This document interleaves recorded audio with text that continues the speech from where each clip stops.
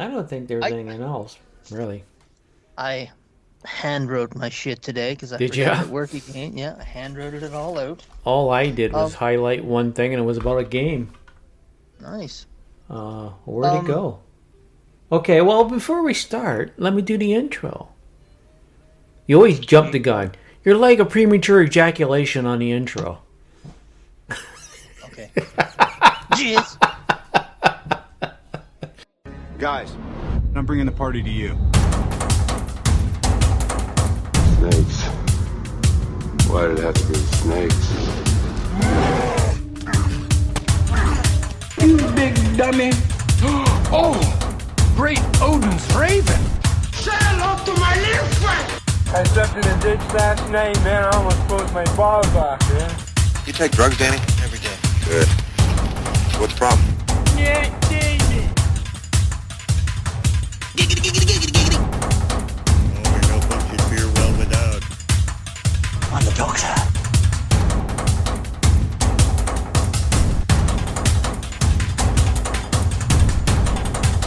Gangsta, what's up, guys? This aggression will not stand, man.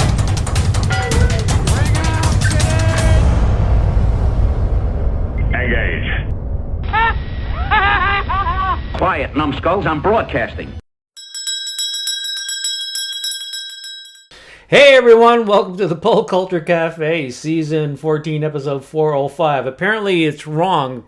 According to Scott, I jumped a few episodes in numbering. But who fucking cares? Right? Right? Who fucking cares? Anyways, it's, you know, like, I think Scott's probably the only one that noticed. Really? Well, the only reason I noticed is I was saying off here, I was following them by the Avengers titles, and I was like, yes, 335. Oh, that's right. Yeah, you would know him titles. Yes, Then you're jumped correct, to 400, and I was like, what the fuck? Okay, well, issue 405. What's going on? Issue 405? I know the Avengers had just come in number 400, and Mr. Fantastic and Invisible Girl were now part of the Avengers. I remember that. Oh, I could cool. probably, if I thought about it, I could probably think about it, but Yeah, okay, all right.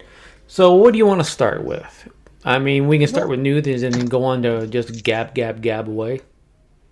I'm flexible. I got stream reviews, I got podcast reviews, I got news, and so there's lots of stuff. You're all over the place. So I just have... Well, let's pop in with just the straight news. Okay. News that you found exciting, that got you hard, that you wanted to bring up to the consumers listening on the other end. Right now, or... Well, whatever, hard. Mayor of Kingstown is ending with season 5. Now, this kind of makes sense because Tyler Sheridan is kind of finishing up with Paramount. He's going to be moving over to Universal. So this kind of makes sense that they're going to be finishing his shows up. It's a shame because this season had a fantastic cast. Lenny James from The Walking Dead, Edie Falco from Sopranos. And it's one of those underrated shows that just never really got its flowers, but it's been very good season after season. I think they can wrap it up cleanly in a season. You know, if they want to do it, which I think it was canceled because of politics. I don't think it was canceled because of low ratings, but I mean, it was shot at a prison, and that prison probably didn't cost a lot. It was actually it was a prison in Ontario they were shooting in. I understand correctly. I enjoyed it. It's one of those series that if you're looking for a really gritty in the vein of The Wire or what was that prison, Oz? Mm-hmm. You know, if you're looking for something in that vein, it's really worth your time because I'm telling you, there were some really fine actors in it, and I hope we see them again in other things. Probably will be once Taylor Sheridan goes to Universal. You'll probably see a lot of those faces showing up in his movies and TV shows there. But it is ending with season 5, and I think it's coming out next year. Never watched it. Never watched it. If you're looking for something with good acting, and it's one of those things that when I was watching it, and I've seen some, what the hell's his name? Jeremy Renner, and some goofy ass shit, and you watch him in this, you think, oh right, you can act really, really well, and you do drama really, really well. And I had heard that they're going to do a season 2 of Hawkeye, but it's going to be... I heard that she's the lead. I haven't heard anything about him. All I saw was a headline saying that she's the lead. Yeah, she's the lead. I don't know. Like, the guy had a fucking snowplow run over him, and they got back. Maybe he can't do it anymore, but just give him a season of Hawkeye. But they're not going to do that. So I don't know. It'll sink or swim. I mean, the Disney Plus series, they're dumping Wonder Man. They're doing that 8 episodes. Yeah, I know. When's that supposed They're to just dump? dumping. When should I schedule my bowel movement? Yeah, it's basically I think it's the 27th. I may be wrong on that. I think it's between the 20th and 27th.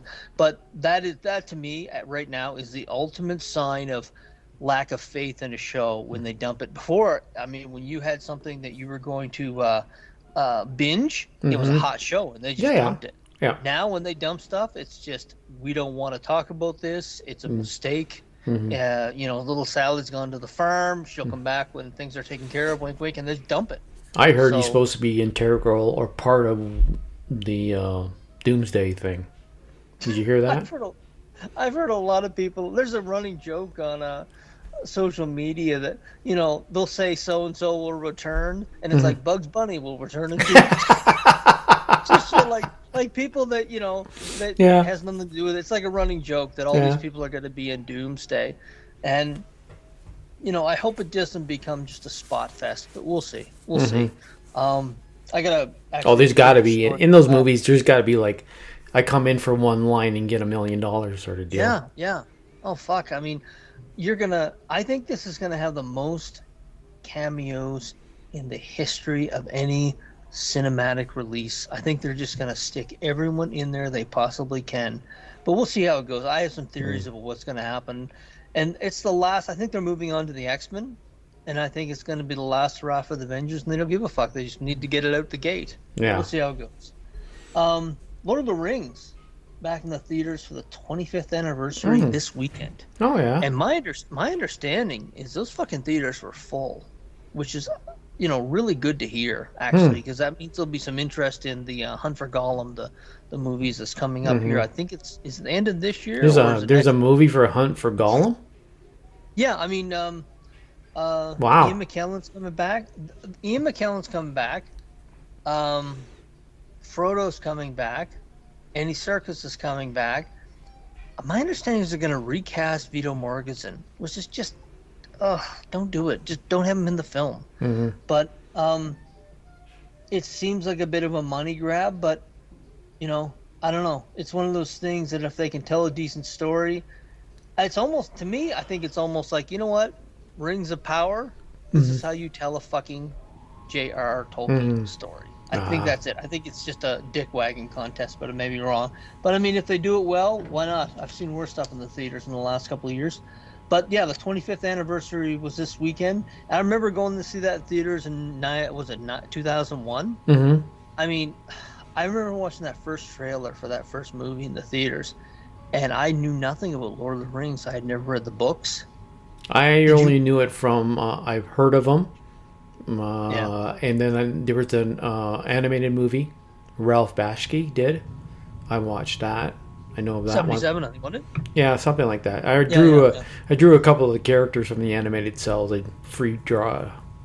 copied, looked at it and copied and drew it. Yeah. So that's why I remember it. And did I knew actually what it was all about? No, it was just an animated thing, so it was kind of cool. But well, I remember when I first heard it, I'd never heard of it, but I knew it was like a British story of sorts. I kind of equated it to Doctor Who, some antiquated British thing. Paul's strapped to a fucking gurney here somewhere, and they're cursing me out. But I didn't know that much about it at all. But I remember watching the trailer thinking, this looks like a fucking masterpiece. Yeah. The trailer was so well done. I'm thinking, you could tell it was an adventure just from the trailer. Yeah. And the thing when the music playing, I'm coming over the hill. I mean, it just looked fantastic. And then I remember I'm watching it in the theater and thinking to myself, holy shit, this is this generation's Star Wars. And it sure enough was.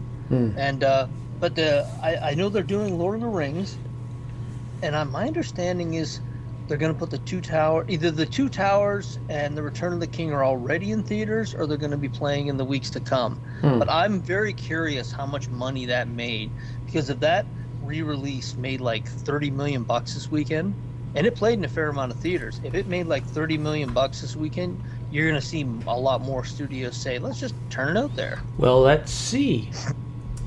I can pull up Box Office Mojo. So what was it?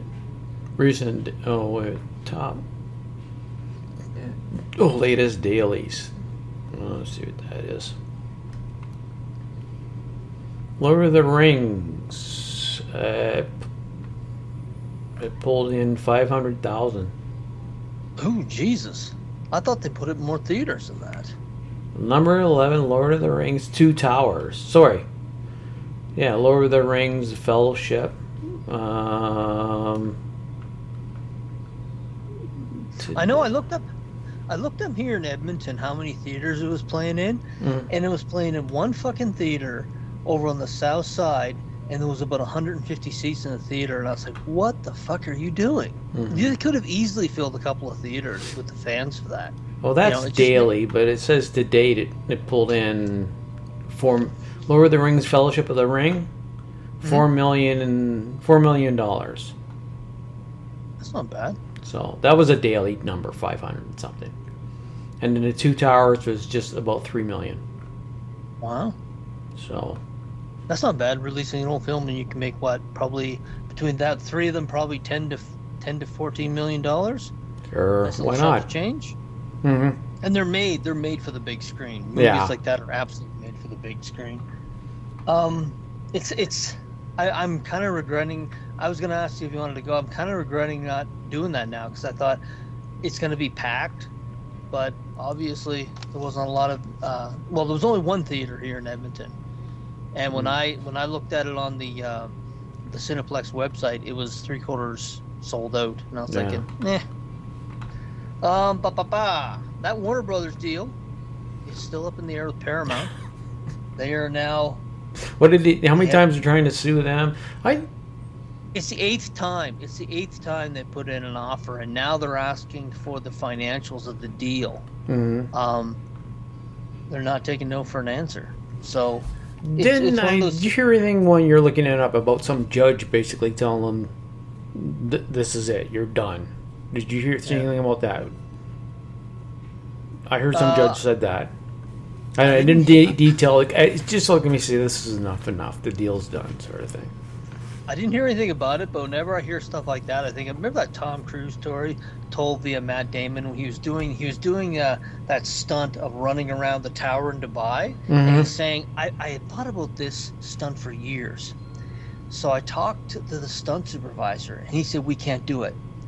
So I got another stunt supervisor, and that's basically what I'm thinking they're doing.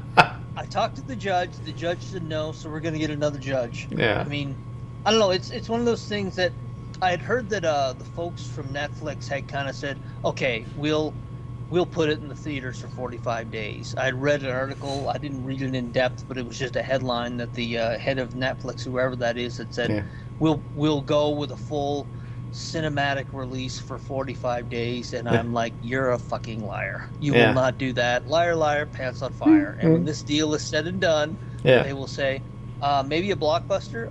They'll do it by block. If it's a sci-fi blockbuster, sure, we'll give you 45 days. But if it's not, and they'll just go by, if the first weekend that it sells out half of the theaters or half the things, they'll say, okay, time to yank it, and they'll just that will be havoc for the movie theaters. Yeah. I had heard that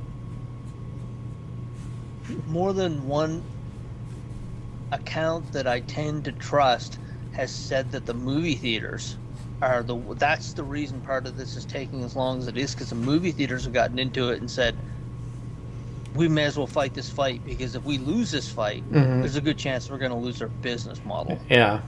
Yeah, and that's probably what's going to happen. But it's still going on, so capitalism at work. Yes. Did you see all 4 of the Doomsday trailers? Actually, no. I haven't. No. Okay, so... No, you know what? I have to pay. I may have seen them, but never. I know the Captain America one, and then I sort of saw the one for the X-Men. Thor, I actually keep forgetting about it until someone says there's one for Thor. Yeah. And then Wakanda showed up, and I just didn't care. It's really obvious that they digitally enhanced, removed some stuff from the Wakandan Fantastic Four one. Mhm. Just so one of the CGI guys said, "You're missing someone there, and you're missing someone there." Yeah. And when you look at it close enough, you can see, yeah, there's a blur there of sorts. I don't know. It's I'm trying to be positive about it, but after Doctor Strange Witch, when they brought in these folks and just whacked them, it's one of these things that it would not surprise me. I don't know for sure. I haven't seen it. It would not surprise me if Chris Evans, Steve Rogers got like 5 to 7 minutes. Chris Hemsworth got 5 to 7 minutes, and they just went with the crew that they've been using for the last 5 years because, I've heard names in it being in it that I'm thinking, oh my God, their movies bombed at the box office. We'll get that big first weekend. That seems to have been the last 5 years where they just try and, manipulate people into that first weekend of big box office, and then it just dies out. So I don't know. It's one of those things that if it underperforms, they're probably going to say, well, we're done with the Avengers anyway. They'll move on to the next, the X-Men. But I don't even know how that's going to go. Disney has a marketing problem. They really do. I mean, this wasn't on my news, but I just read the stats today. Avatar is a huge movie. It made over $1 billion. The last one made $2.2 billion. Yeah. So it's a big splash, but the last movie made about a 35 to 40% bigger splash. And I just think some folks have just given up on Disney and they're not coming back. So well, you can only run with something for so long. People get tired. Yeah. And they have had some bait and switches. They have had some people that were like, what the fuck? I mean, you and I went through it with Thor, Ragnarok, and Ant-Man back to back. Like, what are you guys doing? This is not very good. And, when there's so many other options, if you don't take care of your customers, someone else will. So, simple as that. Yep. So, the trailers, they were very, very much nostalgia. I'm going to go see it anyway, just because it's kind of the end of the journey, because I really do think this is the last Avengers hurrah. I don't know. The only thing, the trailer, I just got a kick of seeing. Like, I haven't really seen it in big, like, so I always miss the Sentinel's feet, apparently, in the background. Yeah. I always miss that. But that to me was like, cool. That was cool. I was happy with that. I could have, if they don't come out with the rest, that's cool. They have him in the right uniform, and he's doing that. Yeah. So. I found even in the Fox films, he always got kind of a bad shake. Cyclops, a character, get a bad shake. There's actually a new comic series starting Alex Patnell, I think his name is. He's going to be writing it that I'm going to pick up here. I think it's coming out in March. Yeah. So I'm going to take a read of that. On the subject of the Avengers, I picked up Avengers 800 this week. And I started collecting Avengers at 217. Like, I remember that first run of like 30 issues. And I picked it up, and I got the main cover. And I'm actually going to take it in. Either I'm going to take it in and try and exchange it, or I'm going to take it in and just get another one. Because I bought this main cover. No Iron Man on it. No Captain America on it. No Thor on it. No Giant Man on it. No Wasp on it. No Hawkeye. I'm thinking, where are the fucking Avengers? Yeah. It was like I was like sitting there saying to myself, but Michael Brian Bendis has a story in the back on that. And when you're reading it, you're thinking, God, I miss when he did the Avengers. And within that story is all those characters that weren't on the cover. And I'm thinking, was there some kind of pissing match? Because it was so weird not to see those characters have been associated with the Avengers for so long on the front of a kind of a monumental issue. But is there a different cover with them on it? I don't know, but I'm going to ask. I haven't looked at the variant covers. I'm going to take a look here tonight and see if there's another one and see if there's any left. But I don't want to be looking at that ugly cover. It's got like, Wiccan and like just I don't know where the hell they got the Ghost Rider, the new Ghost Rider. Like, what the fuck are these people doing on the cover? So anyway, I'm gonna see if I can buy another one. I just thought it was weird that they chose that for the main cover. Yeah. Folks that have never really been Avengers. What do we got here? Yeah. Ah, yes. Amazon Tomb Raider's cast has been revealed. Oh, We've yeah. got Sigourney Weaver, the lead Sigourney Weaver, and what's her name from Game of Thrones? Oh. You just keep mumbling and I'll find it. Yeah, she looks great. She looks Yeah, great in the part. I saw the don't know picture. that yeah, the picture looked pretty good. I mean, it's probably this is pretty much the last kick of the can for this. I think this has the feelings of The Crow, where after a while they were just like, no more. You know, Yeah. I mean, Brandon Lee, Sophie The Turner. Crow. Sophie Turner. Yeah, Sophie Turner. It was like Brandon Lee was The Crow. Mhm. You can only kick that can so many times. Angelina Jolie was Tomb Raider. You can only kick that can so many times. They tried it. I think 2015 was someone else. It didn't. No one paid attention. But Sophie Turner looks good in the part. And I saw the supporting cast, and it's pretty good. And it's fresh enough. You know, it's been I think like 6, 8, 10 years since they really did anything with it. But we'll see. I mean, there's. Do you think the It's fanboys will start bitching because their tits ain't big enough? Possibly, but it's Yeah. Amazon. No, they will. It's- 100%. It's Amazon, and anything that goes to Amazon, it's like, please don't Rings of Power it. Please don't. Just listen to the fans.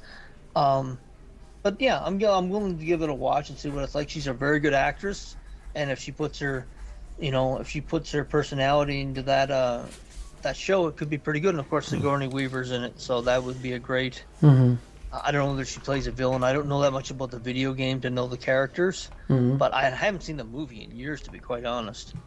The picture to me of her as Laura Croft is more iconic than the actual franchise itself. I know. Did you ever play the video game? I did a long time ago, the original one. Yeah. So, but I haven't played any of the other ones. I've got it downloaded for free on my PlayStation. Yeah. It's amazing how many free games are out there now, eh? It depends how many free games are out there, what you gotta look. But, you know, I think even video games are reaching their pinnacle? Is that the way to be worded? Yeah. Pinnacle? Yeah. Because unless you're an avid game player and you'll play anything because you're a drooling idiot in the... Sorry, Paul. Yeah. This doesn't include you. But you're drooling idiot in the basement that spend all their time in the basement playing video games. I find a lot of video games are very boring. It was a conversation. I can't remember what podcast I was listening to, and they were saying that I can't remember if it was Rogan, maybe it was, where they were saying that, you know, the folks that spend tens of thousands of hours over a lifetime playing a video game, they enjoy it, but there's no real sense of accomplishment. They said there's been there's been lots of things. They said, you know, pornography and video games. It's just stuff that people, they're not as creative as they used to be because they're just using these time sucks to kind of crutch under reality. Yeah. And it's kind of true. It's kind of true. I mean, you can see it in virtually every section of society, from entertainment to even me in, you know, the support logistics and transportation field. You can see that people are just shutting down and tuning out. The attention to detail isn't there as much as it used to be. Yeah. Well, now speaking about it in basement dwellers, but there's a couple games where I played it on basement dweller. I get stuck inside, but there's one in this game called Indiana Jones and a Great Circle. I'm playing that game, but the studio did a video game called Wolfenstein. And those first two games I played, I loved those games. The first person shooter, alternate World War II and stuff like that. So apparently they're going back. The original development team is going back to do another version of that game. They did one a while ago, which was took place with the main character's twin daughters. I never played that one. And then apparently I talked about this. You know, I looked up a site one time, and I'll see if I can remember it for when we do our 24th show, where it had lists all the comics that were bought and then in production, canceled, whatever. And when I was reading this article, it showed that Wolfenstein was bought by Amazon. another Okay. in Wolfenstein TV series. It's still in development, which means someone's looking at a piece of paper at a desk. That's development to them, right? Pretty much. So you're bringing up video games. I was going to talk about this one. Well, I figured I'd bring it up now. So that's the kind of game that I would like. I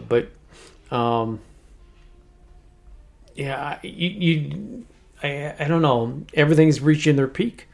I mean, when it costs $80 for a video game, and then you've got to pay another $30 every once in a while for the add-on, and if you digitally own it, you don't own it, right? We've talked about with movies. Yeah, I've got a couple games that's the big one. Yeah, you don't actually own it. They just whip out the thing. Oh, you've bought the rights to use the game on your computer until we say fuck you, we're taking it off and no more. So it's like you pay $80 just to use something. I mean, I'd rather spend like $300 and get a blowjob if I'm going to use something, right? $300 seems very high. risky. I'm just throwing it out there. Who knows what it is? I haven't checked in a while. But anyways, that's a two-header right there. That's a two-hander? Oh, okay. So, actually, there was a story that I read the other day, and I noticed it because it was from my neck of the woods in Halifax, Nova Scotia. Ubisoft. That's how you pronounce it? Ubisoft, yeah. They had their studio set up, and the fine folks, I think it was like 70 or 80 of them, unionized on this day, and then they closed the shop the next day. They just shut it down, and people were like, "What the fuck?" Yeah. They said the folks said one had nothing to do with the other, except it had everything to do with the other. So it's I didn't know actually their headquarters in Halifax. I thought they had one in Quebec too. They do, but it's just one of those things. But I knew they had some studios in Halifax over the last 10 years, but it's amazing how when the economy crashed in the 80s, all these call centers came in, and that was the ground level of the tech industry in Halifax. It was all these call centers, and people just got into there. And to see now they literally have whole gaming things, I was very proud until I realized, they just shut it down. They unionized, and they literally the next day they shut it down. It's like, okay. This is a big one. People were just rock hard over this. Kathleen Kennedy is leaving. Oh, yeah. I saw the headline. She's leaving Disney. Dave Filoni and Lin-Win Brennan. I had never heard of her. Never heard of her either. I had never heard of that person until they mentioned that they are going to be co-vice presidents. And Dave Filoni is going to be taking over creative, and she is going to be, I assume, the bean counter. So, I'm not sure how that's going to work, but we'll see. But I read a bit of Kathleen Kennedy's exit interview in Variety, and she, it's just, I'm not surprised. When you get to that level, you don't really take any responsibility, especially if you're leaving. You're just fuck you on the way out the door, and that's kind of what she did. Just fuck you on the way out the door. But she oversaw a real decline of 3 big franchises there: Star Wars, Raiders of the Lost Ark, and really the MCU. It's some of the stuff she was saying. She said that Rand Johnson. Oh yeah, he said he got scared off. He gets scared, and he was like, "I wasn't spooked at all." But I mean, they. It's funny. There's actually footage that came out of Mark Hamill. He was in a panel. He was sitting around the table, and he said that he had talked to J.J. Abrams, and he said, "Can you give us like 30 seconds, just a little get together?" And J.J. Abrams literally said to Mark Hamill, "This isn't really Luke Skywalker's story." And that's coming from Mark Hamill himself. Yeah. Which is fucking bananas. That you couldn't give. And Mark Hamill said, well, Star Wars wasn't Obi-Wan Kenobi's story either, but I mean, he played a significant part in it.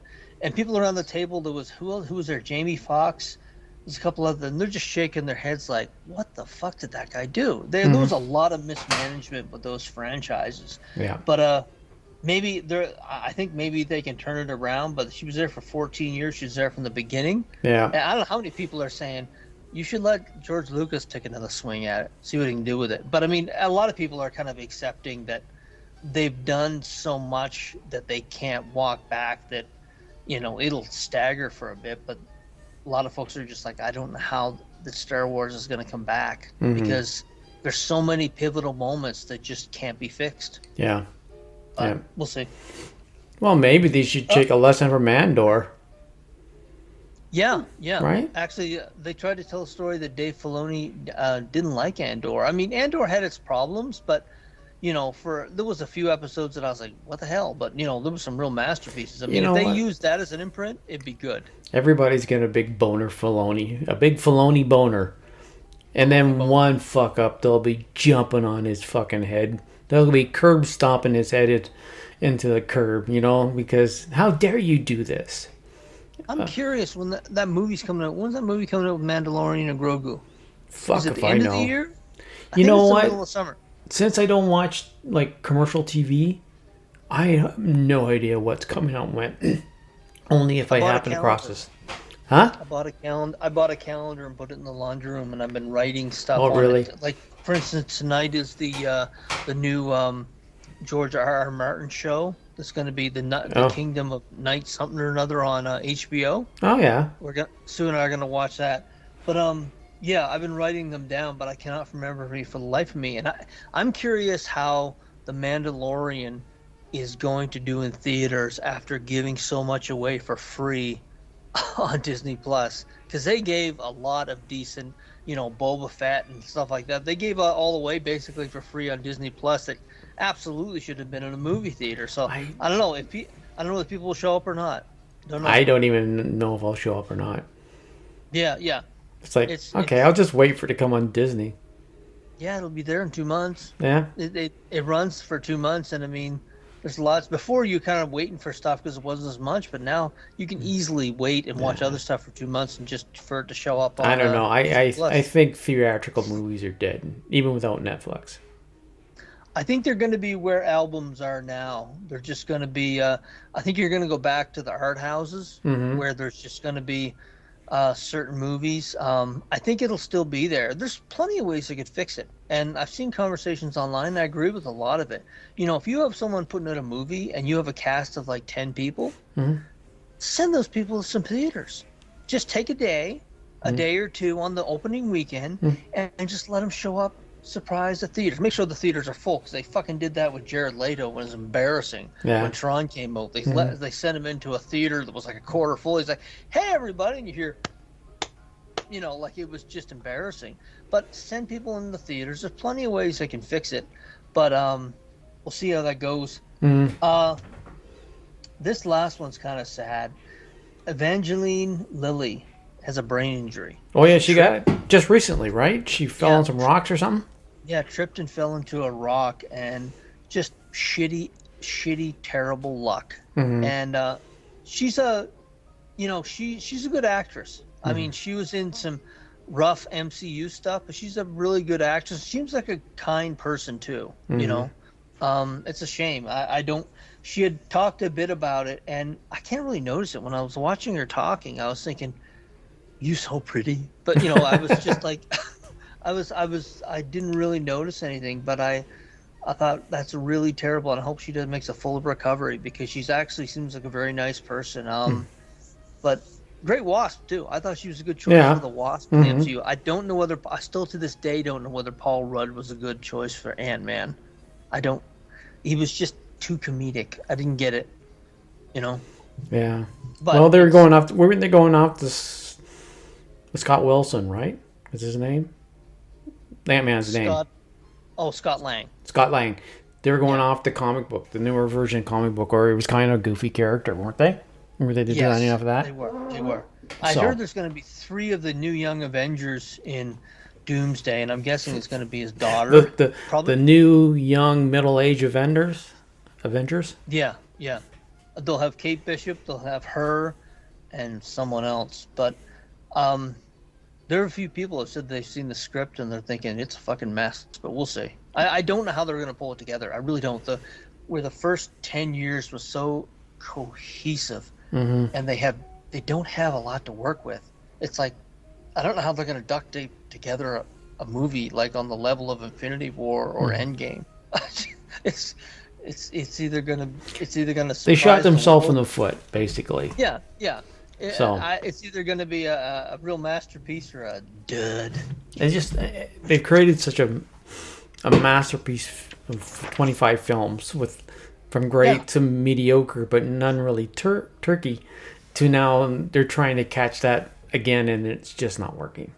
Oh, 5 years of turkeys. I mean, the only one that. No, I'm talking in the original 25. So 25, yeah. right? So they had 20. It was 25 films, correct? 25 or something like that. 23. I think it was 23. But within that group, there were some that weren't box office smash. They were okay. Yeah. But in a whole, that whole group of movies, they really hit it out of the park. Yeah. And they're trying to recreate that same team. They hit it out of the park again, and it's not. It's like the Edmonton. In just in case we're from Canada, so in the 1980s, the Edmonton Oilers had that team, and then they've never been able to recreate that team again. And it's the same thing. It's like any championship team. New York Islanders, when they went for their 4 years, and then the Oilers, and then and whatever American football team bullshit you want. Yeah. It's used to the Edmonton Oilers. Earlier today on X, there was a young lady on there who was saying, I had a threesome with some Oilers back in the 80s. Now, I'm never leaving this fucking platform. There's too much good shit on there. She was like, I tell you, I had a threesome with the Edmonton Oilers back in the day. What Oilers? Which ones? It was like, I'm never leaving this fucking platform. There's too much good garbage on here. That it was Gretzky and Semenko. Yuck. So you are you basically done with the news? We'll just hit the general chat section. Do you want something else to talk about? I think that's all the news from me for today. Okay. So we'll just mumble on about stuff we've kind of watched and whatever. We have to leave out. Have you watched Red Sonja yet? I have not actually. Okay, you're gonna have to watch it because we have to have it for next weekend. Yeah. Okay. I'll tell Sue we gotta watch it. Okay, I watched it. I watched it along with a few things. So let's start with the latest one. Paul probably will get your information about what you thought, unless Britain is England is behind like on some stuff like the ER. Sometimes you have to wait a year before you get the latest Star Trek. Yeah. Have you watched the latest Star Trek? I watched the first episode. We're gonna watch the second one. So if you want to talk about it next time, I mean, I watched the first episode. My first thought was, don't base a series off a series that each year less and less people watched. Mm-hmm. Because when they mentioned the Burn, I was like, how many people right now are Mr. Burns? Are they talking about Montgomery Burns? You know what? Same thing. The Burn. Yeah. What happened? The Burn, yeah. What happened? How did it happen? I don't even fucking remember. You can't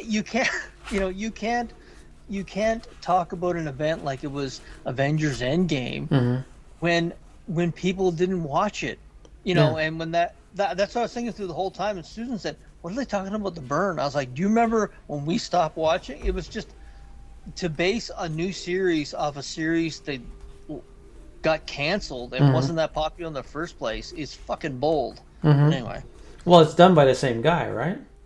Yeah, and so that's why. He must have looked at the numbers and said, we shouldn't talk about this. Stanley once said, introduce your books like people have never read them before. Yeah. Well, as Stan would say, true believer, no one watched that fucking show. Yeah. Okay, well, let's do this. Did you watch the new Ricky Gervais stand-up? I did. I fucking loved that guy. Loved it. Mm-hmm. I love how he takes shit out of people and then he says, "Oh, I'm sorry," and then he says something right after it to go another step down. Another step into him. He didn't even show up to the Golden Globes to get his award. He was like, "Go fuck your hand." Oh, really? He got an award? Yeah, he won best.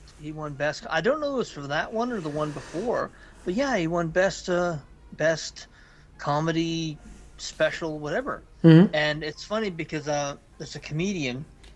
Wanda Sykes is her name. Yeah. And the folks in Hollywood are wondering why more and more people are just tuning the fuck out. Because every time they get up there, they use it as their podium, and now it's to shit on fellow artists. And they said, I'm glad you're not here to. Wanda Sykes said, "I'm glad you're not here to receive it, and I'm accepting it on behalf of the trans community. Well done. You've put in the work, my love. Congratulations."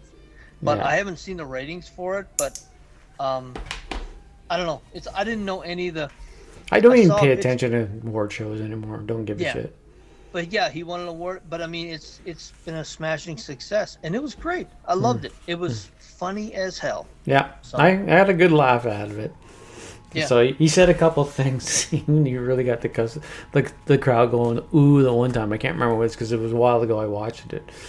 But he just kept going. Whatever. Yeah. You know. He's got a proven track record, and it's amazing. I'm surprised. I'm surprised more people haven't seen. Wait a minute, this guy's saying what I want to say. This guy's making sense, and he's getting paid millions of dollars. Even if I'm not funny and I said it, I think you probably get paid hundreds of thousands of dollars. And that's the bananas thing.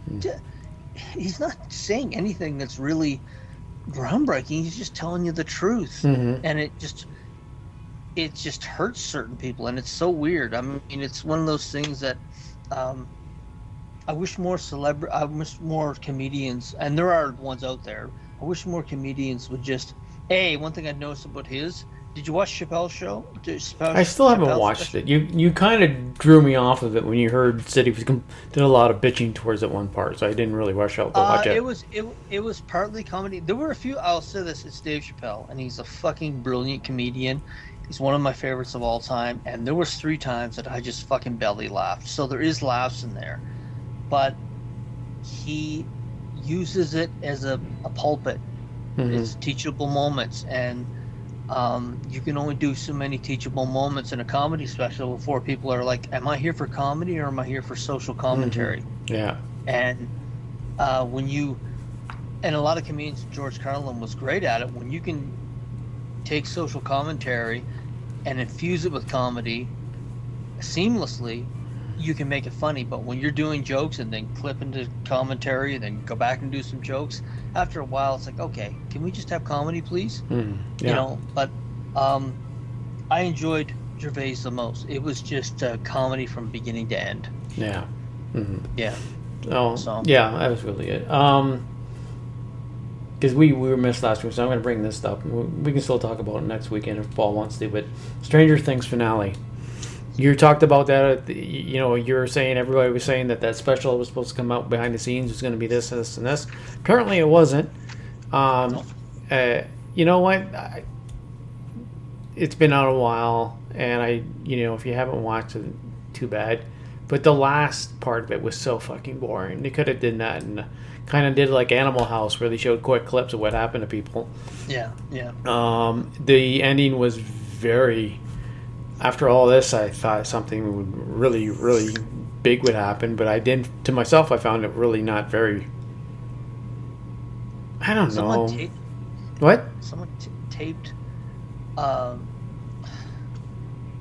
the episode before the coming out scene was 6 minutes and 34 seconds. They slayed Vecna and the Mind Slayer in 6 minutes and 14 seconds. Oh yeah. And people were, what the hell? That was something that I knew at the time. I was thinking to myself, Jesus Christ, these nemesis from over 5 seasons are going down pretty easy. Yeah.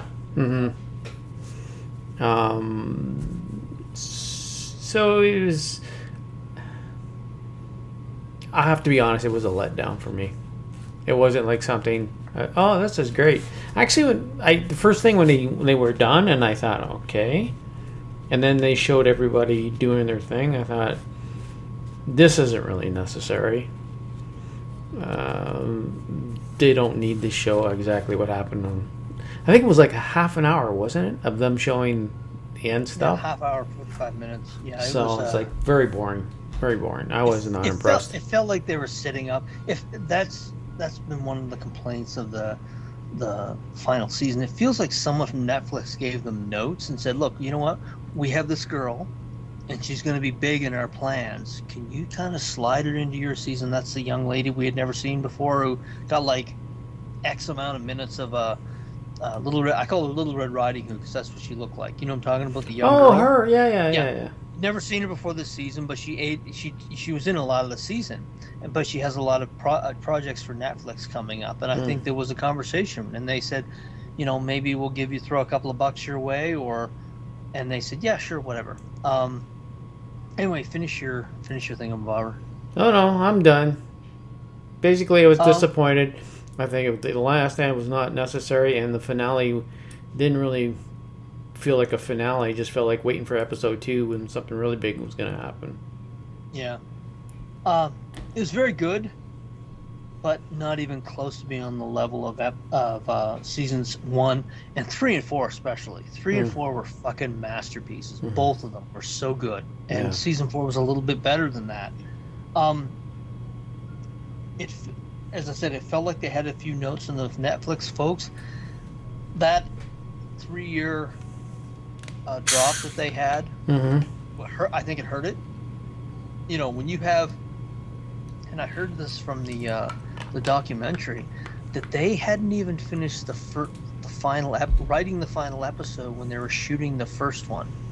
I mean, that's fucking insane. After 3 years, you have 3 years to write 8 episodes, and you haven't even finished that's just poor planning. It is. And people were like, well, it's this and that. No, that's poor fucking planning. If you can't do it in 3 fucking years, you're doing it wrong. Well, I just like also too, like, because no, I think it's good. Duffer Brothers, I think it's good we make people wait. You know, like, you waited me so long that I only watched it to see what was going to happen. I didn't give a fuck what happened to these kids. Well, they're leaving to go to Paramount. The Duffer Brothers are moving over to Paramount. And I literally don't think they give a fuck. It was kind of like the idea with the 2 showrunners in season 8 of Game of Thrones. They wanted to get it done because they had a Star Wars project lined up that never came to fruition. Yeah. And I think that they had already moved on. And I think everyone does that. If there's something else you're looking forward to, you don't pay as much attention or give as much attention to whatever you're working on at that point in time. And I think legitimately that's what happened here too. Wouldn't it be interesting if the Duffer Brothers ended up suffering the same fate as those 2 chuckleheads from Game of Thrones? Yeah, just I mean, it would be it'd be almost classic. I don't know if the word would be irony, but it'd be very justified in a way that we got it done. We put this shitty ending down now because we're going to Paramount, and then the projects they try to do for Paramount are all sucky ones. So it's like maybe the third time someone has a great show and they decide to write it, they get to the end, we figure we better fucking put a good ending on here because we don't want to end up like those other 2, those 4 other individuals that put something shitty out and it backfired and they never heard from them again, or not for a while. Well, I mean, the next thing, one of his last names is Benoit. If the next thing they do, everyone who sees it's going to be like, okay, they're very good, but they can't stick the landing, and they're going to think twice about becoming too invested in any of their shows. That's unfortunately what's going to happen. Well, that's basically you're saying what I did. Learn to stick the landing so that they know when you go to another place, they can finish it hard, finish it good. There's a theory that I have on why this season didn't resonate as much as the first 4. You grew up really in the 70s, Paul and I in the 80s.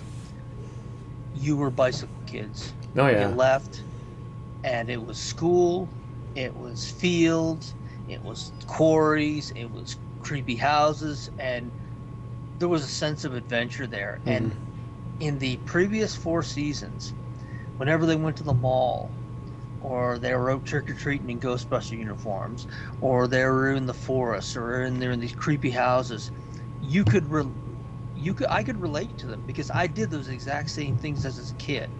The places they went to in season 5, military installations, radio stations, the Upside Down, the new world that was on the other side of Upside Down. I couldn't really relate to them because they were new things that I couldn't relate it to my childhood, and I think that was part of it. I know, like for instance, last week when I heard that guy singing "Master of Puppets" on the roof, I was like, "Fuck yeah, I know that guy." I was like, I knew that guy, and there was nothing I could relate to this season in that context, and I think that's another part that really hurt them, is it was unrelatable, and I think that's what hurt it also. Yeah, well, it's done with. We can move on to something else now, hopefully. I don't know if I talked about... I might have talked about with this. I can't... it's been such a while since we've actually done a show. But SISU, the Road to Revenge. It's a movie based... Let me pull up here and get... it is... from 2025. Yeah, there was two of them.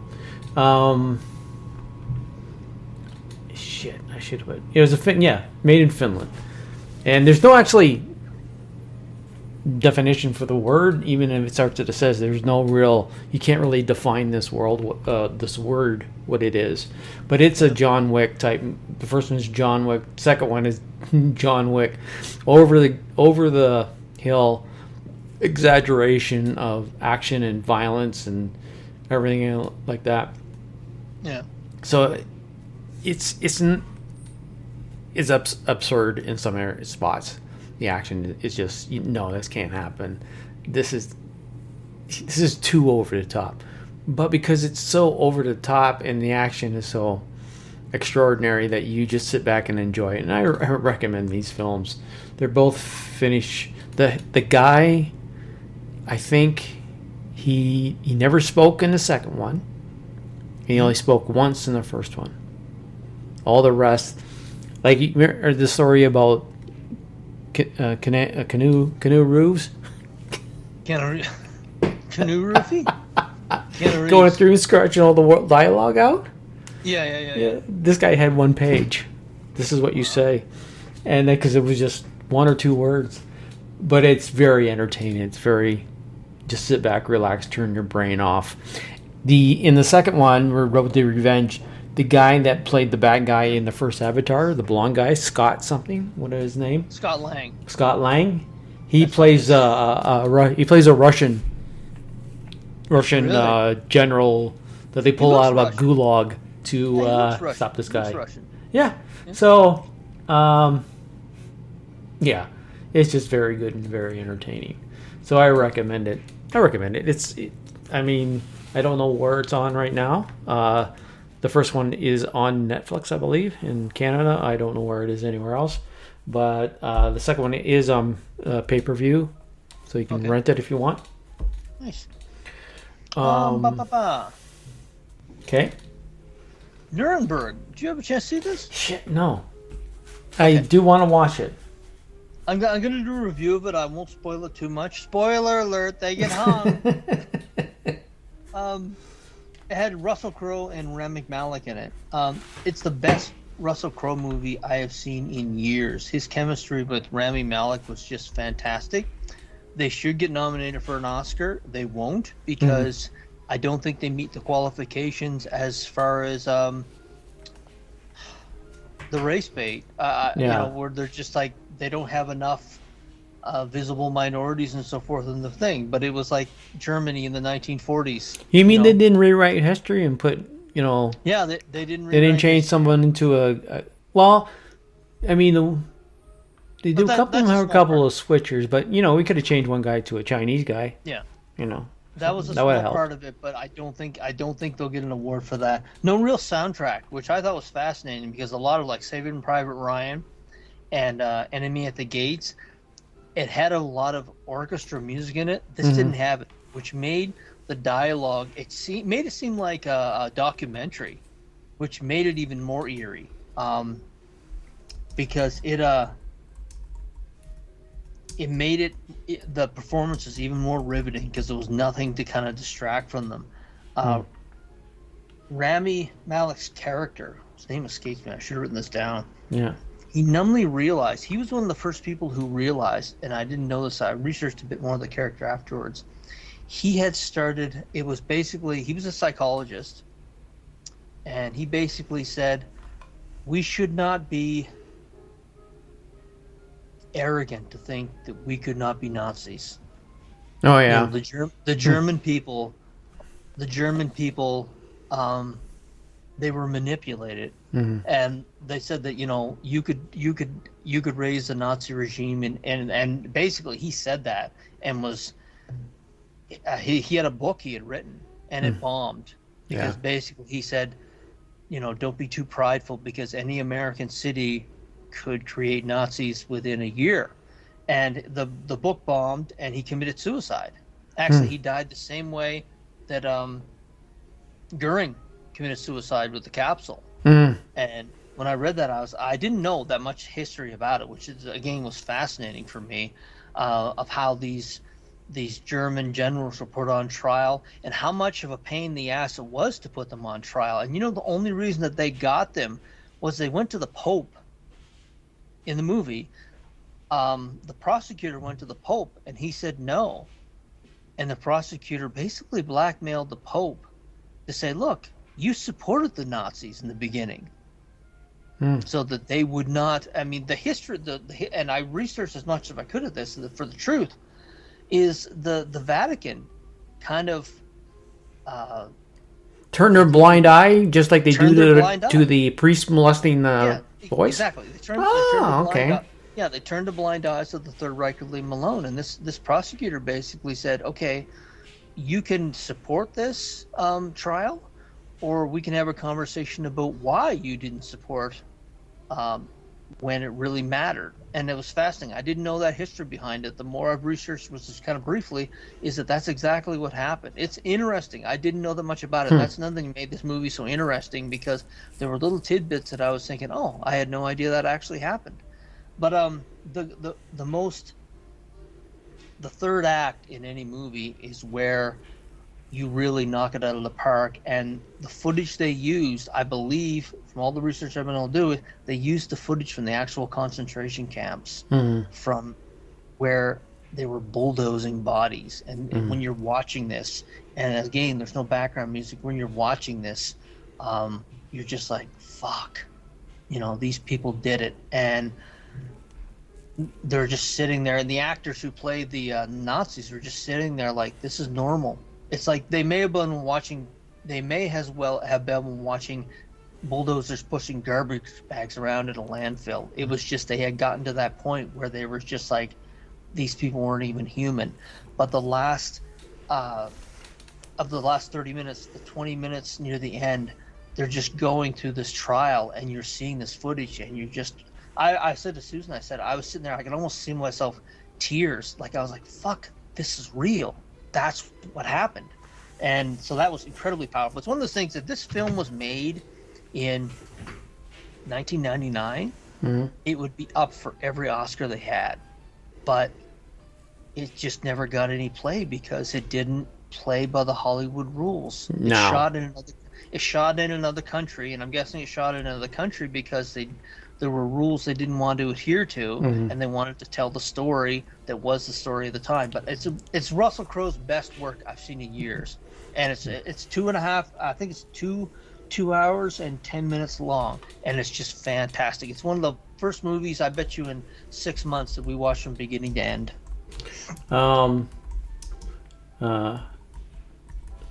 Just hang on.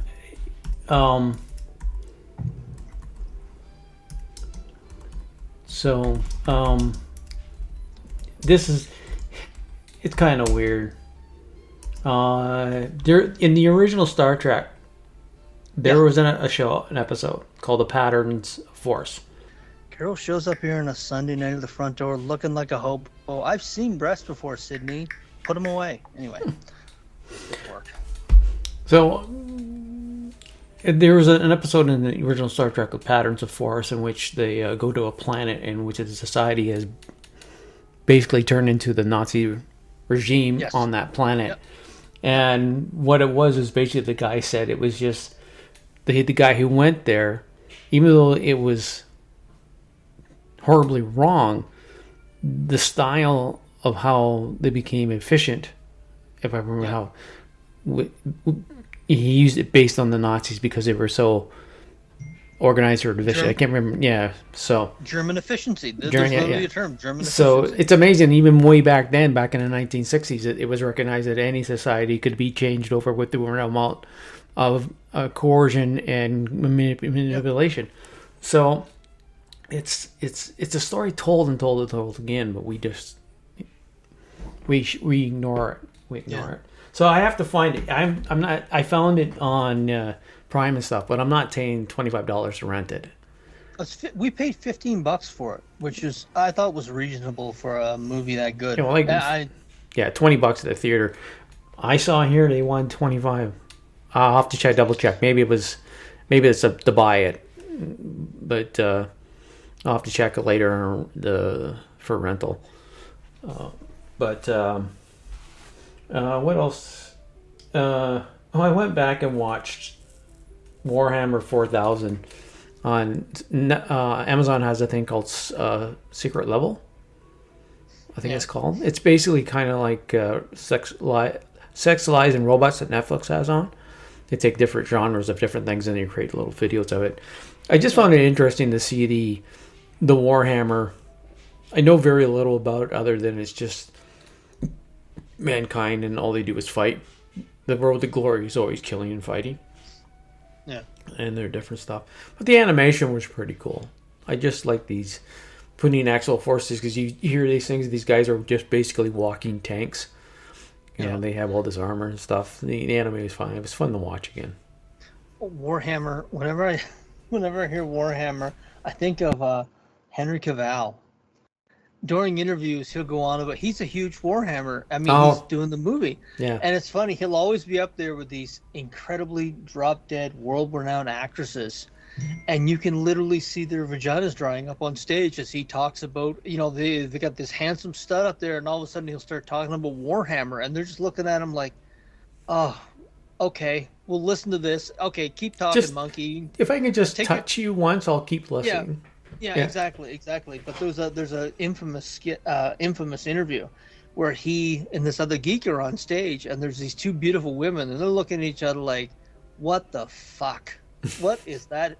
What is that interest doing in that physical specimen? It's hilarious. Yeah. Oh. So what else do I had? I would maybe wait. What? You know what both of us watched? That Jared Harris podcast. The Jared Harris podcast. Inside of You. That great podcast that you had said that we both enjoyed it. Jared Harris, the podcast. Oh, fuck. Yes, sorry. You had me blown away. I try and remember. Yes. I thought it was very good. I really enjoyed it. So you watched it actually before me. So. Well, I listened to it. I didn't watch it. I listened to it. Sorry. Listen. I listened to it. Yeah, no, I listened to it. Is there any commercials when he's on YouTube? Yeah. Okay. So I had to fast forward through a whole bunch of commercials when I was listening to him, but it's fascinating. I just love talking to those actors. It seemed they've been around, and you can, I was thinking about that today. There's some certain actors right now that as they're getting older, and their just performances are just getting better and better. Walter Goggins off Fallout. Yep. I thought about, geez, you know what? He's been around, and now it's just. I got a size weight with Walter Goggins. I was watching the latest episode of Fallout, and there's a scene where he's conflicted with what he has to do, and he's got the makeup on, but it all comes through his eyes. I know exactly what you're talking about. It comes right from his eye. You don't even need the makeup. His eyes watering. Yeah, his eyes watering. The look, the stare. It's like, that's acting. That's a great actor, because you can see with hidden under all that makeup. You can see what he's going through his eyes. Yeah. And with Jared Harris, I mean, I still have to watch Chernobyl, but he's just an actor when he's on screen. He just has his presence and his voice and the way he pronounces his stuff, the way he enunciates. It's stage actor. It's like stage actor. You pay attention to what he's saying. Skarsgård. He said he was on Chernobyl with him, playing opposite. We talked about him. Yes. Yeah. Another actor, I mean, he was in Andor and he does that scene. It's just like, okay, put everything aside and watch this guy. Yeah. You know? And there's a whole breed of them that are in their 60s and 70s and early 80s and the next 20 years, because there's not a lot of stage men or women coming up. You think of all the women that did British stage, your Helen Mirrens and your Judi Dench's. There's no one following. But the other thing is a lot of the actors that they're in a time when cinema was still a rule. Cinema was acting was still a thing. Yeah. It wasn't YouTube videos. It wasn't young kids spending three-quarters of the time on the phone. There was actual training and practice and doing stuff like that. And through their craft, they learned and learned and learned. Now, was it Matt Damon? That Netflix, and and they're right in a way. I have to start doing it myself. But when you make a show, make sure the plot is reinstated every once in a while, because people are on their phones. People can't pay attention. If you can't pay attention, you can't see good acting. And and a lot of these shows, if the actors are doing that, they're not going to give you great performances. They're going to give you performances that they can get a paycheck for. Acting isn't, unless you go to theater and small independent films, you're not going to see actors anymore. Real actors. It's funny, that interview, I haven't watched any of it yet. I heard that quote, but Joe Rogan's taking a little bit of heat for having them on there. When I saw they were on there, I was thinking, this is fucking awesome. Mm-hmm. Matt Damon and Ben Affleck? Yeah, Ben Affleck on there for 3 hours talking about movies. Fucking sign me up. I thought it was awesome. I'm going to start listening to the interview at work tomorrow, but I would love more of that, because there's so many quotes that came out of that interview that you're not going to see on some red carpet. They get really into the nitty-gritty of it. Give me some info on this. He's taking heat for having him on. Why? Because they're Hollywood? Joe Rogan. Hollywood, exactly. He's having more Hollywood guys on. He had Russell Crowe on. I think it's great. I love 3-hour interviews. When he had Bill Murray on, fucking loved it. He's upsetting the MAGA crew. Well, it's not even them. It's like just he was a certain. How about this? Honestly, MAGA and the left, because remember, sometimes you can't go too far, right? Exactly. Those people wouldn't go on his show 5, 6, 7, 8, 9, 10 years ago, but all of a sudden the guy's getting 20 million. He's got 20 million followers, and they're like, wait a minute, why can't I talk to this person? Why can't? And when you listen to Joe Rogan, it's really quick. You learn pretty quickly he's not like some far right extremist. He's a fucking hippie, for God's sakes. And the conversations are great. So, and more, it was, who did I see on there first? Maybe it was Russell Crowe. I think it was someone else. But it was almost like there was a conversation. Oh, that's who it was. Matthew McConaughey went on there. Mm-hmm. And now that's a hippie.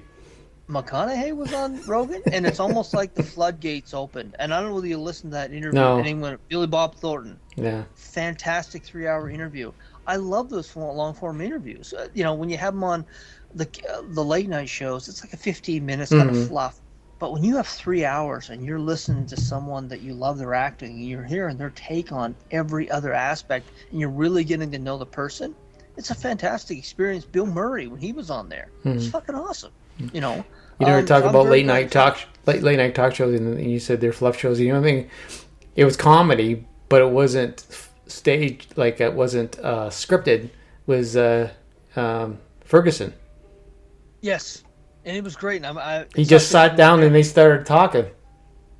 Conan O'Brien had an interesting quote. I think he was at Oxford University. He said, "When comedians stop being funny, you take away their greatest," and we go back to Ricky Gervais. He doesn't preach, he just tells comedy. And people respect his opinion more than ever when he's able to just say, okay, you know what, I'm going to tell my story through my medium. I'm not going to stop my show to preach to people. He tells it through, he teaches through comedy. And Conan O'Brien said that. He said, when you take away a comedian's, I'm paraphrasing, but when you take away a comedian's greatest tool, it's just a guy, ranting.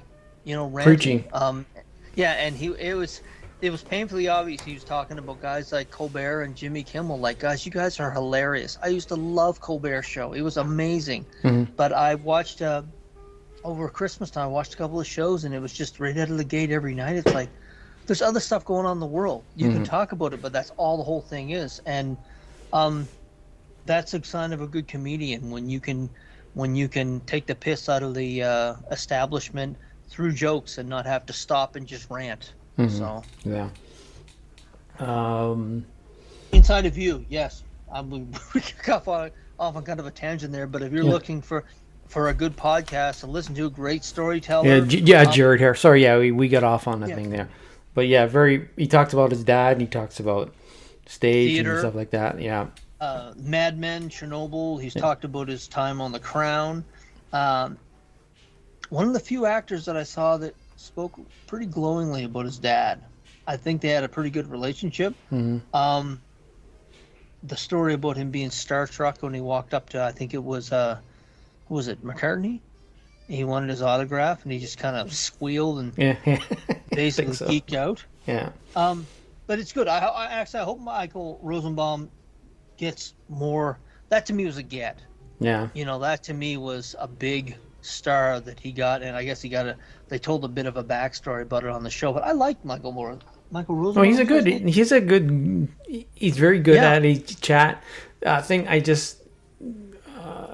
You need to stay more committed on a certain path, and then the breakup with the commercials talking about stuff is just, to me, it slows it down. It makes it very, I just got to get through this. I want to hear the conversation. He interviews some of his Patreon fans, which I just found fascinating. He's done interviews with some of his Patreons. If he gets to know them and they're interesting, I was listening to this interview. I'm thinking, who the fuck's he talking to? And then I realized they're not as long interviews. They're like 20-minute interviews. But this guy had something to do with some pet organization or shelter organizations, and he did a 20-minute interview. And this guy, his only claim to fame was that he had put money into his Patreon. And he's like, you know what? I want to talk about these people because these are the people who support me. And I do like that. Each episode he goes through and tells, but he's one of the ones that's standing out. He gets a lot of cool. I love the fact he gets all the CW folks. He knows that whole universe. Yeah. When you want to know what's going on with the CW universe, you're going to get a lot of that. But yeah, it was very good. It was very good. And I don't know what episode it was, but I'm sure if you put in Jared Harris, it'll come up. I wanted to. This is a comic. It's called No Man's Land. It's called No Man's Land. It's 4-issue limited series. No Man's Land. Is that the one that was from a few years ago? It just came out. It's okay. Is that the one that we use in Animals as the animals are the leads? No. Okay. What the fuck is this? Basically, it's Image. It's written and drawn by Szymon Kudranski. Basically, it's a series set in 1962 at the height of the Cold War. If you enjoyed the first season of True Detective, and the fourth for that matter, you will love this because it's kind of in that same vein. I love learning the history about, basically, have you ever heard of the Diomede Islands? No. They are the series of islands that separate the USSR and Alaska. Oh, that small little island? Yes. Okay. Yes, and 3 months of the year you can walk across them. But the writer talks about the history. The islands themselves almost become a character in the story, which is just fantastic. They talk about the history of how it came to be, the Russian point of view, the American point of view, the natives who were kind of stuck in the middle. But it's impressive that he both drew and wrote the story because it's 4 issues and it's very, very well written. This is a graphic novel. This is the epitome of a graphic novel where it's a really well written story and it's illustrated also. So if you're looking for it, it's called No Man's Land, issues 1 to 4. The writer is Szymon Kudranski. It's by Image Comics. I loved it. It's one I'm going to start picking up more indie titles over the coming year, and I saw this and I was hooked from the first issue. It's very, very well written. Yeah. Okay. Well, that's about it. We got to save some for when we talk to that chucklehead from across the ocean. So, and plus I got to get at some other stuff because I haven't really found a lot of other, like I still have one like stuff I watched is some older stuff. I want to talk to not Scott, but Paul about the Great Flood because he watched that and he's the one that got me to watch that one. And then Star Trek, we'll talk of that. Hopefully you've watched the other one and he's seen them. Who knows how the schedule works over there. And we'll catch up with some other stuff. I spent part of the day trying to catch up on my books, my comics, get them caught up so I can get back to reading a novel. I knew when I was writing this, I said to myself, I wrote about 50% more than I'm going to need, but I'll have lots for the next show. And well, that's good. We'll go from there. Count on you to be the news guy because I can't find a lot to be newsworthy that interests me. So yeah, there's a lot of stuff that I make little notes now, and it's much easier. I don't have to research much. When I'm ready to write, it's like boop, boop, boop, boop, boop. I don't know, maybe it's my source for information is just being still. It seems like there's nothing really doing. But then again, my intake on certain stuff has really dwindled. I go back and I watch old Beverly Hillbillies. I was watching Ozzie and Harriet. You ever heard of Ozzie and Harriet? I have heard of Ozzie and Harriet. So if you turn into the Pop Culture Cafe Radio, every Monday I do comedy classics, and right now I'm doing Ozzie and Harriet. And then I was on Pluto TV from the States, and they had Ozzie and Harriet on there. So I had to watch a little bit of it. You know, sometimes that simple, straight humor is the best. You know, it's simple and funny for me. Anyways. Times were simpler. Yeah, yes. Times were simpler. For Cancer simple was people. rampant and people had their own fountains. Anyway. Cancer was rabbit. Hey, rabbit. Before we go, I guess some this kind of cracked me up. Yeah. We got a check the other day. Oh, really? Susan got a check, and look how much it's for. Can you see that? $1.38. It's $1.38, and she doesn't know about it yet. Yeah. We usually get these, and she throws it out and opened it up, and I'm like, this check for $1.38. It's basically an investment thing she has, and she got $1.38. So I'm gonna take it upstairs. I'm gonna say, you know what? We're going for dinner next week. I'm gonna take you through the drive-thru and get a couple of French fries. Yeah, I couldn't. Oh boy! I think it cost them more to send this paperwork than it was actually to cash it. Like, well, how much is the stamp? The stamp's about 80 cents. Exactly. Right? It costs more to fucking send it than to actually do it. But that's one of those things you hear about residual checks and everything. Yeah. That they'll get like 50 cents and stuff like that. Yeah. It's the first thing I thought of. So. Fuck. That's that. We're going out for a fry. I don't think we're going out for a fry. A fry. Yeah, maybe. Yep. Okay, I'll man. take 2 pup cups, please. All right. Well, I'll see you on Wednesday, hopefully. All right, and we'll see you next week. Oh yeah, we have to get up early. Yeah. That's one thing about doing it, two of us. We can, we don't have to get up early. We just get up later. No, fuck yeah. We're not on Her Majesty's time. Yeah, I know. Cocksucker. All right. No, we'll just hang up and go. Okay. There you go. All right. See you later. Take care, folks. Bye. Ladies and gentlemen, my mother thanks you, my father thanks you, my sister thanks you, and I thank you. That's all, folks. Thank you. Come again. Why, you little?